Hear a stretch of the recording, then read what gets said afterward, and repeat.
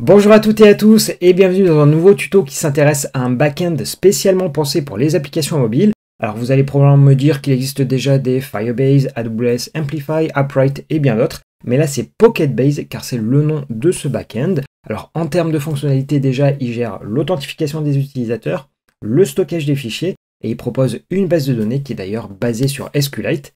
Mais sa vraie particularité c'est qu'il ne tient que sur un seul fichier. Vous n'avez pas besoin d'avoir une base de données d'un côté et le back-end de l'autre, là vous avez tout en un, d'une certaine manière. Et l'autre particularité qui peut être vue comme une force ou une faiblesse, c'est qu'il y a des SDK en JS et pour Flutter.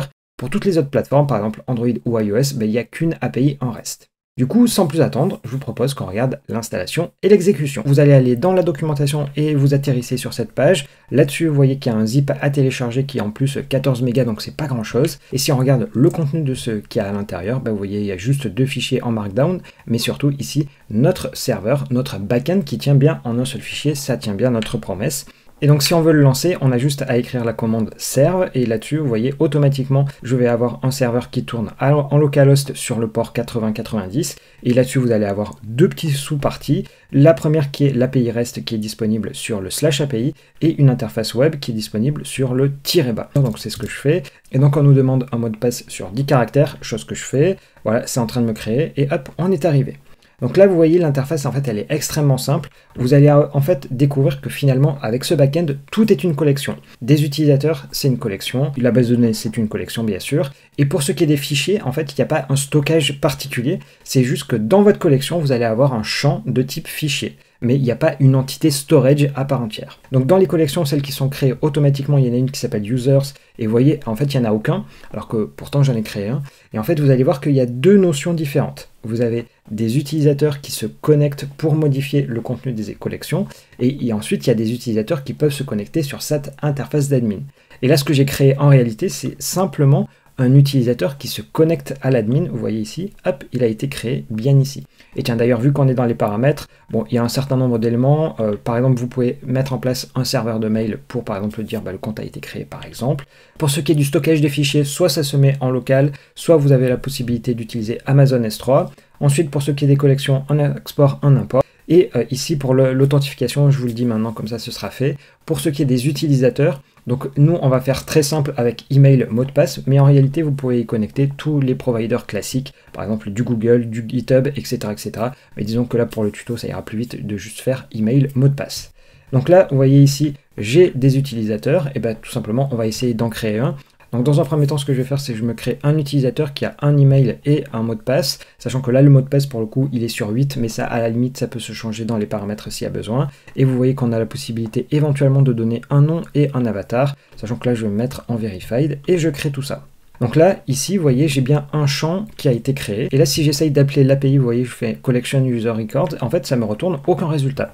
Alors que pourtant, ici, il y en a. Et en fait, tout ça, c'est normal, parce qu'en fait, si on va dans les paramètres, vous voyez donc que j'ai un certain nombre de champs, avec un certain nombre d'attributs qui sont automatiquement créés, mais en fait, on a la possibilité de mettre en place des rules, et là, vous voyez en fait que finalement, ici, ce qui est indiqué, c'est que par exemple, si je veux faire une recherche, c'est disponible, mais il faut forcément que je sois un admin. Donc là, si j'enlève ça, et donc là, vous voyez, par magie, finalement, mon utilisateur, il est bien disponible. Donc ça, c'était pour vous montrer rapidement. Maintenant, ce que je vous propose, c'est qu'on regarde sur la partie Flutter comment est-ce qu'on s'y prend. Donc dans un premier temps, vous avez une dépendance qui s'appelle Pocketbase, et en fait, ce qu'il faut savoir, c'est vraiment une dépendance Dart et absolument pas Flutter. Donc pour tout ce qui est des widgets à créer, ça, ce sera à vous de le faire. C'est un peu, à la limite, le dommage de ça, c'est que Pocketbase, finalement, c'est un truc de très simple, et finalement, leur SDK est aussi très très simple. Et tout le code que je vous montre, il sera disponible parce qu'en fait, vous allez être obligé de le recréer. Donc là, dans l'idée, je vais vous passer rapidement ce que j'ai fait. Donc là, vous voyez ici, dans un premier temps, je dis que je me connecte à Pocketbase, sachant qu'il faut dire localhost avec le port de mon serveur. Donc là, vous voyez ici, il y a un petit if qui est mis en place. Pourquoi? Parce qu'en fait, qu'on soit sur une application desktop ou le web et même sur iOS, il n'y a aucun problème. Par contre, quand on est dans le localhost et qu'on est sur l'émulateur Android, en fait, le localhost, il correspond à l'intérieur de l'émulateur. Or nous, là, j'ai envie de dire, c'est mon Mac sur lequel il faut que je remonte. Donc en fait, voilà, il faut que je remonte d'un cran pour y accéder. Donc en fait, il y a une IP spéciale à utiliser, donc 10.0.2.2, et en fait, automatiquement, ça va se mettre à marcher. Ensuite, sur ce Pocketbase, vous allez avoir accès à deux choses. Hop, je vous le montre. Donc d'un côté, vous allez avoir accès à toutes vos collections et également à toute la partie authentification. Vous allez avoir des trucs assez minimalistes, à savoir juste un token qui vous permet de savoir est-ce que vous êtes connecté ou pas, mais en fait, c'est tout.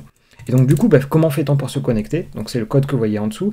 En fait, je vais dire sur la partie collection, je me connecte avec mon mot de passe. Donc là, j'ai la possibilité de me connecter avec mon email, sachant que en fait, ça marche également avec un username. Automatiquement, ça va faire la vérif pour nous bien comme il faut. Sachant qu'ensuite, ici, je me suis créé plusieurs éléments. Notamment, je me suis créé en fait un petit stream qui me permet de savoir en fait quand je me connecte ou quand je me déconnecte. Comme ça, mon interface, elle est notifiée automatiquement. Le seul dommage de ça, c'est qu'en fait, c'est moi qui ai dû le créer en me créant mon propre stream à la main. Donc là, si j'essaye de me connecter dans l'application que j'ai créée, je me connecte. Et vous voyez, ça ne marche pas. Et en fait, si je regarde, j'ai essayé de me connecter avec un utilisateur qui s'appelle G123K. Or, en fait, si on regarde bien, l'utilisateur que j'ai créé là, il n'a pas ce username là. Donc, ici, je vais me le changer. Et donc là, normalement, ça devrait marcher désormais. Donc là, j'ai fait enregistrer. Et si j'essaye de me connecter désormais, vous voyez, hop, ça marche bien. Par contre, ici, ce que vous voyez, j'ai la possibilité d'afficher un avatar, mais je n'en avais pas mis.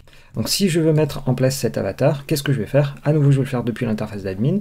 J'upload mon fichier et hop, automatiquement, tout va fonctionner. Par contre, là, il y a une particularité qui est un peu dommage, je trouve, parce que c'est pas implémenté côté SDK.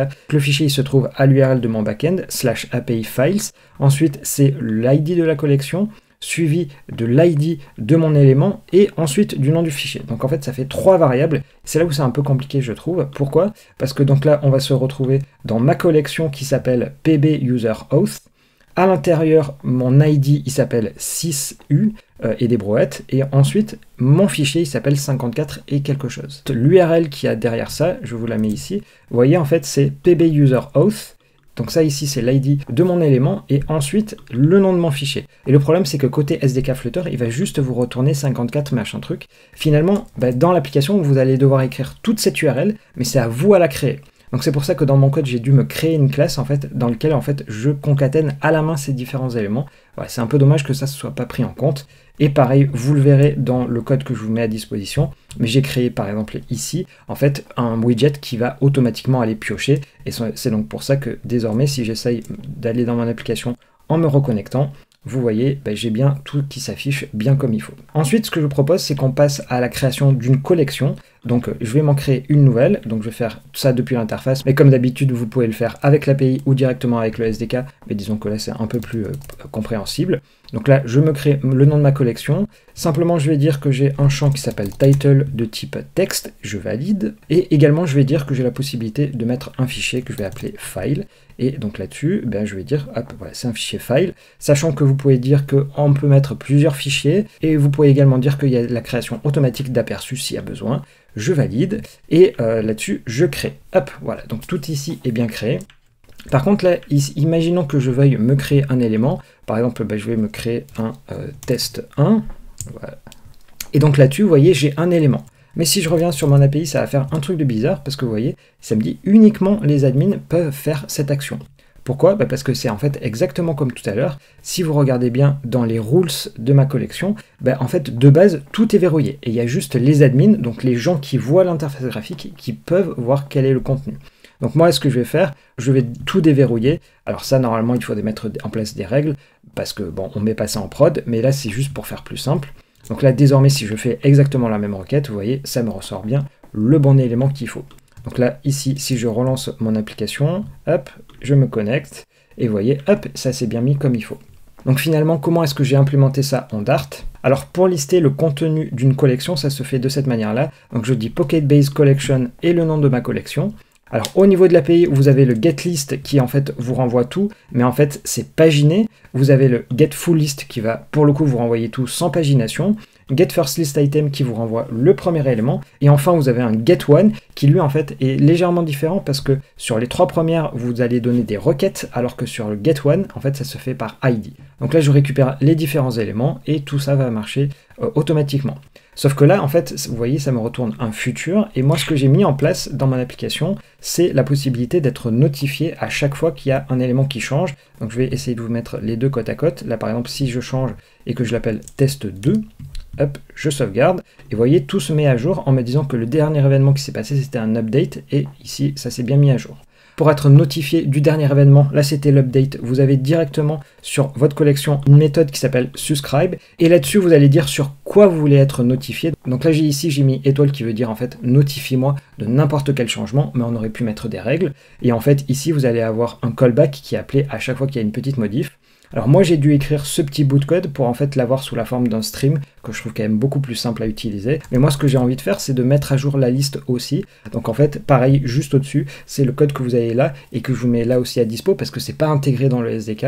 C'est en fait dire je mets à jour ma liste dès qu'il y a un changement. Et ensuite, ce qu'on va voir, c'est comment est-ce qu'on fait pour créer et supprimer. Donc pour la création, c'est très simple. Donc pour créer une entrée, je dis sur ma collection, je fais un create, dans lequel je donne un body, en fait, dans lequel je donne les différents champs que je veux mettre. Et j'ai la possibilité aussi de mettre des fichiers. Donc juste pour vous montrer la démo, quand je clique sur le bouton créer, en fait, ça va me demander un fichier et ça va automatiquement me générer un titre. Donc là, ici, hop, il y a ça qui s'ouvre. Je choisis n'importe quel fichier, je valide.